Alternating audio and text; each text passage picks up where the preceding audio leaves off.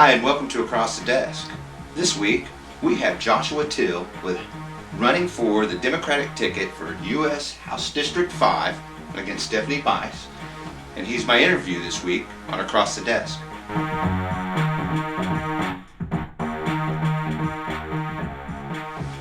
So what kind of response have you been getting from the community?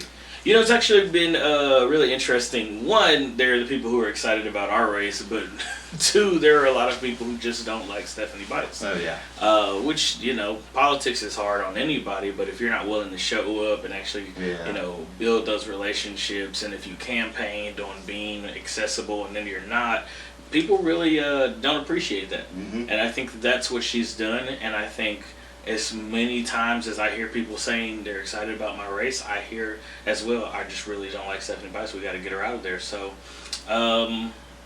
obviously, we haven't talked to everybody, but it'll be interesting to see what happens this November. But the interesting thing about Stephanie Bice, I noticed, is she really isn't all that consistent, and she really hasn't done that much. Exactly. And you're right, she's not all that available.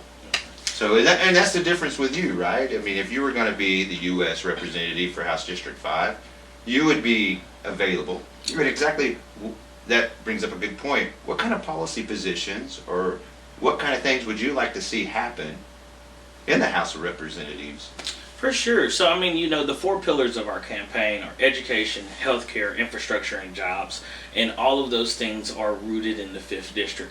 How can we have better education, access, and resources for the 5th District? How can we expand access to healthcare and make sure that it's affordable, not just for regular folks like me and you, but like how can we make sure our veterans are doing okay? How can we make sure that our rural hospitals actually have the funding necessary?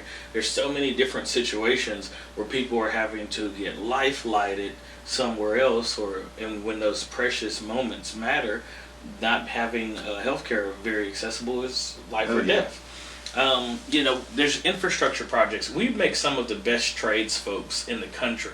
And the unfortunate reality is they have to leave the state to work on projects because we're not doing enough here. We're not making enough investment here. So I would love to see some more infrastructure projects happening in Oklahoma. And I want to prioritize Oklahoma contractors with those contracts.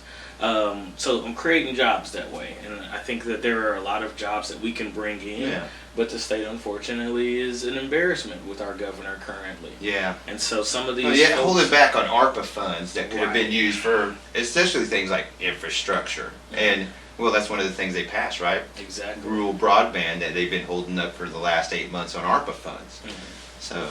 Well, and I mean, you think about the Panasonic deal that we freed up $800 million for. It went to Kansas. They didn't go to New York or California or Texas. They went to Kansas, which in the demographics and the makeup of it shouldn't have been something that we lost that contract to. Yeah. But the difference between Kansas and Oklahoma is you got Governor Stitt and you got Governor Kelly. And Governor Kelly knows how to run a state. We don't have that, unfortunately. And I think one of the other big problems with Panasonic was just our workforce not being educated enough or skilled enough to work on those batteries, that the new technology they want to do, which is kind of sad because really Oklahoma is an energy state. Yes. And I believe that we should really capitalize on the energy state, not just oil and gas, because we are an oil and gas state. We have a lot of oil and gas. We need to capitalize on that as well. But yeah, wind, solar, and especially battery technology, that ought to be us. It really needs to be us. So that was kind of sad when we lost that. Well, you know, it's the unfortunate reality of politics in today's time is whatever's in the national news, media, propaganda. That's what we want to do in Oklahoma. And the unfortunate part of that is that when companies are looking at coming to Oklahoma, they're looking at the headlines. And Oklahoma is oftentimes an embarrassment in those headlines. Stitt has run this country, this state into the ground. Stephanie Bice has voted against literally everything. Everything that she's now coming out saying, hey, look at this infrastructure project. Hey, look at what they're doing in this rural community that you voted no on. Exactly. You know, I say all the time, Stephanie Bice is Iranian and her husband is white. Yeah. And she voted against interracial marriage. So if she is willing to vote against her own relationship, she is obviously against immigration. Yeah. Her dad immigrated into this country. She's voting against him. Women's rights is on the ballot. She voted against the women's rights, contraception, and even breast pumping acts. So it's like she doesn't care about her own autonomy. Yeah. So yeah, how who's is she gonna care represent? Who's she doing this for? Is it her husband running this really? Or is there somebody else behind it? What's going on? That's what I wish I knew the answer to, but since I can't answer it and you can't answer it, maybe it's okay for her to just go home. I guess so, because she's really voting outside her interest. Exactly. Or her best interest. So, it's got to be some kind of power play somewhere, some money factor, or some kind of influence factor as to why she would go against that. Well, I think a lot of it is about maintaining power. Yeah. And in D.C., they tell you this is what you have to do to stay in your seat. And she was, pretty moderate when she was in the state senate. She was. And she got into that office, and I thought she was going to be moderate in that position, and it just immediately went left. Went way outside of anything that she ever done before. But I guess that's what it is when you get over there in the Beltway, kind of. Yeah. You might have to. And what does that say about you if you get in there with Democrats and stuff like that? How autonomous are you going to be? And what will you do to be sure that you represent Oklahoma? Well, so the interesting part is because of the way they gerrymandered the district, we probably can't win in 2 years. We can win now, but we probably can't win in 2 years. There might be a miracle where we do, but I'm running for this term, and I plan on serving this 2 years. Okay. If I'm given another 2 years, and we'll talk about what happens then, but what can we do with this opportunity, with these 2 years? Luckily for me, I've made these national connections. I have a lot of friends in Congress. I have a lot of friends on the Hills. So when I get there, I'm not starting as a true freshman from ground zero. I have folks that I can make relationships with, and we're going to try to push to get some things actually passed in my first year as a congressional member, because I don't know if I'm going to get a second term. So my focus. Building coalitions is really what it's all about. It is. I tell people all the time, man, if you ever wanted to read a book, there's a great book, and it's free. It's on the public domain. It's Benjamin Franklin's autobiography. And I always tell people he's my favorite progressive founding father. And he even says, hey, man, if this is how this is supposed to work. And he says, if you can redress, you can redress your government and give your grievances or whatever else. But if you're just one person coming to me saying, hey, Mr. Jones's cow is tearing up our pavement out here, if you're just one guy complaining about that, I might not give that a lot of weight. But if you come to me and say, hey, these 5,000 people are concerned about Mr. Jones' cow tearing up the pavement, I might listen to that. Right. So it's about building coalitions to get things done. And I think that's a great place to start, where you already have connections, you already have people over there that you know and can work with. I think that's a great asset. Definitely, and that's what it's all about. And I think that we have Congresswoman Robin Kelly coming here on the 17th. Me and Kendra are going to do an event together. Obviously, Kendra running for Senate now, but she proved that this seat is flippable, and that's why they redrew the maps like they did. But they just didn't do as good of a job as they think they did. Yeah. So we have a pathway to victory, but we just have to do the work. And so that's why I'm here. That's why I'm everywhere, trying to make sure that we're giving folks the ability to know they have a different choice. Good deal. And everything's going well. You got your volunteers in place. Now, you have a website out, and your website, you can go there and learn more about you. You can actually donate to your campaign too, which is important. If you need to help out, if you want to donate, if you want to do anything, get in touch with his campaign. You can go to the website. I have it listed right here. Yes, jhtforcongress.com. You can donate, you can sign up to volunteer, you can get yard signs, you can buy t-shirts to rep the merch for the campaign. And learn a little bit more about me, what it's all about. This campaign, I say all the time, I want to have real conversations with real people like yourself, so that we can provide some real representation for the 5th District, because that's what's missing. Yeah, we had Kendra flip the 5th. Now what can we do for the 5th? And that's my approach. Excellent.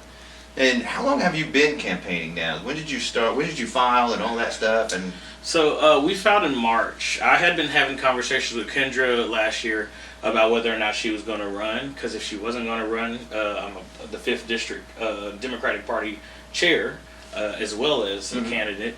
We need to make sure we had somebody in that seat. And so there was another candidate who announced, and me and Kendra were both waiting to see what the maps look like. And then Inhofe retired, and so Kendra's like, I'm jumping into the race. and then the person who was running for the 5th district dropped out of the race, and so Kendra was like, "Hey, I think you would be great for the 5th district." And so me and her had that conversation about me moving forward. I called around the party, talked to some people that I really respect, Governor Walters, talked to the party chair, talked to just different folks to say, "Hey, is this something that you all think that I can do? Do you agree with me?" And they said, "Yeah." And I didn't get a primary, so I guess they meant it. And so we've been running full-fledged since March, but we did a announcement, a soft announcement in February. So we started in February, but we officially got everything going in March. All right. And when it comes to the whole race and everything else, and when it comes to the meeting of the people, and when it comes to getting out there, so the Democratic Party is pretty enthused about your campaign, right? And it's going well. And Kendra Horn, is there any other endorsements that you have? So actually, we haven't announced this yet, but Ben Jealous, who ran for the governor of Maryland, he's a good friend of mine. He's dropping an endorsement and sending it out to his list. The Everytown organization, like I said, I was a chapter leader of Moms Demand Action. We actually won Chapter Leader of the Year for Oklahoma, so nationally recognized through that. Everytown has endorsed us. They're actually sending us a check as well, so that's going to be great. Edmond Democratic Women have endorsed us. Collective PAC, I think we just secured that one. I went to Washington, D.C., CBC. And then Congresswoman Nakima Williams is endorsing us, and she's supposed to be here at the end of the month if everything You've got works a lot of people behind you. It sounds like an organization. That's good, man. That's a lot more than... That's a listful. That's really good. Yeah, no, we got, of course, a bunch of the state legislators as well.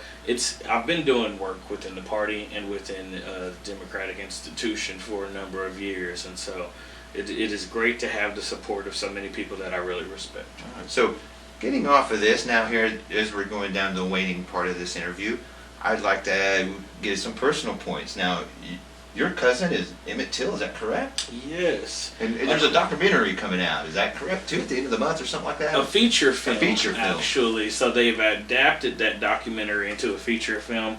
We actually did a early screening of it last night, me and 100 of my closest friends, where we got to watch the movie. It is an absolutely powerful film. You know, the story has been out there for a long time, but there are so many details that people don't know about the story that we know, and so this movie provides a lot of those details to folks. And where's it going to be shown on? What everywhere? Channel? So Everywhere. AMC, Tinseltown, all of the major theaters are going. All the major theaters are putting it as a major theater film, and that's interesting. It's not just a documentary on the History Channel. This is something people are putting in the theater. This is a feature film. I think Sony is the production company behind it. But Keith Beauchamp is a good friend of mine and a friend of the family. He's one of the directors. Whoopi Goldberg, obviously, she stars in the movie, and it is a phenomenal film that I feel like. Mamie Till was Emmett's mom. She said, "I believe the world needs to know the story of Emmett Till," and so. Unfortunately, she passed in 2003 before she could see this movie come out. But this is, I think, that vision happening. It will be nationwide, a global movie, and I think that it'll win an Oscar. Honestly, the acting in it is phenomenal. That's great. And on another personal note, you can sing well too. Is that right? Yeah, you got a good voice. You know, I do. I enjoy karaoke. I'm not a singer. I'm a karaokeer. Okay, karaoke. I don't want to pretend. Have you ever had any training or anything like that, or no, do anything? No, but you just got a natural ability. You know what's funny? To belt it. My whole life, my family told me that I couldn't sing, and so I never believed that I could. But karaoke is for people who can't sing. There you go. And so I was going to karaoke and I was singing and people were like, "Oh my gosh, you're phenomenal." And I just never thought anything of it because I'm like, "Oh no, my family told me I can't sing."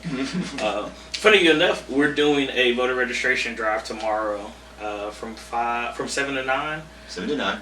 At Cat's Tavern. Cat's Tavern. And so we'll be there doing karaoke. So And karaoke. And where's Cat's Tavern? Cat's Tavern is right off of 63rd. 63rd.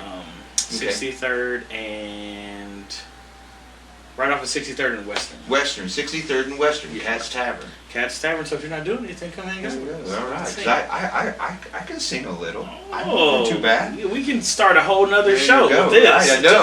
Yeah, exactly. Well, Joshua, thank you so much for coming on my show today. I really appreciate it. You have no idea how much I appreciate you taking the time of your busy schedule. 'Cause I know this is all you're doing. Eating, sleeping, and campaigning. But thank you so much. And it's been a pleasure to have you on. Again, thank you for the platform. Seriously, I think that people are always looking for some huge thing that they can do to benefit campaigns.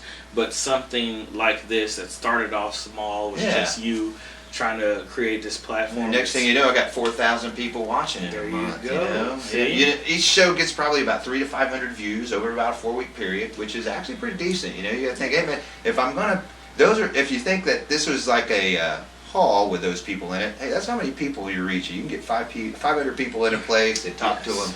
I think that's pretty decent. It's not like, you know, network news great. You know, I'm not getting like tens of thousands of viewers, but it's growing. Yeah. Yeah. All right. Yeah. You got to grow. It's There growing. you go. It's getting That, like you said, if you could put 500 people in a room for a candidate, they would be ecstatic. Be ecstatic. So for you to have this platform and to create that for campaigns is phenomenal. Thank you, Joshua. I really appreciate it. Good luck out there. I really hope you win.